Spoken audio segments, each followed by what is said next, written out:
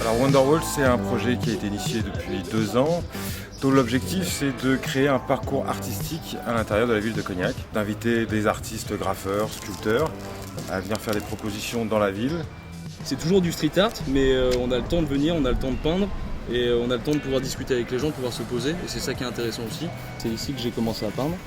Et donc du coup, c'est toujours plaisant qu'on m'invite à venir peindre ici, dans la ville où j'ai grandi. Donc ça, c'est cool.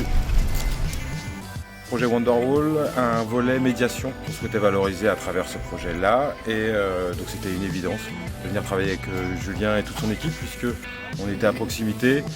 Les jeunes sont super curieux du graffiti, du street art en général, et donc c'était une évidence. L'idée c'est de découvrir des pratiques au sein de la structure mais aussi en sortie. Là, de permettre aux jeunes de voir qu'il y a une association, donc l'association qui fait du graffiti sur la ville. Il y a un prof de hip-hop qui est sur la ville qui peut aussi donner des cours, là pas pour le faire venir. Il y a un DJ qui est cognassé qui vient mixer toute une journée ici.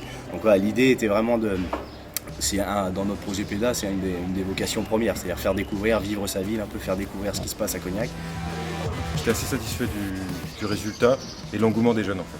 Ils comprennent un peu mieux le travail de l'artiste et ils comprennent les difficultés de réaliser une fresque aussi monumentale.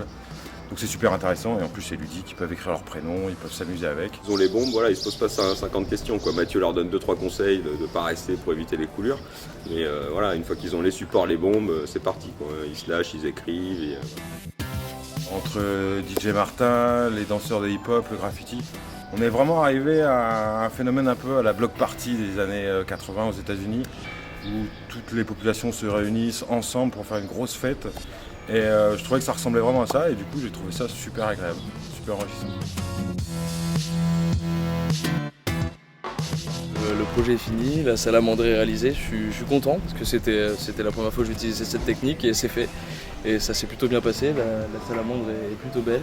Donc ouais, je suis vraiment content de ce projet. En plus j'ai travaillé avec Scooby et Mathieu Perronneau qui sont des personnes qui ont vraiment compté dans mon évolution quand j'habitais à Cognac et même aujourd'hui. Donc c'est vraiment quelque chose de cool. J'ai passé vraiment un bon moment et voilà quoi. J'espère que cette fresque plaira aux Cognacais et à toutes les personnes qui passeront devant. Et voilà.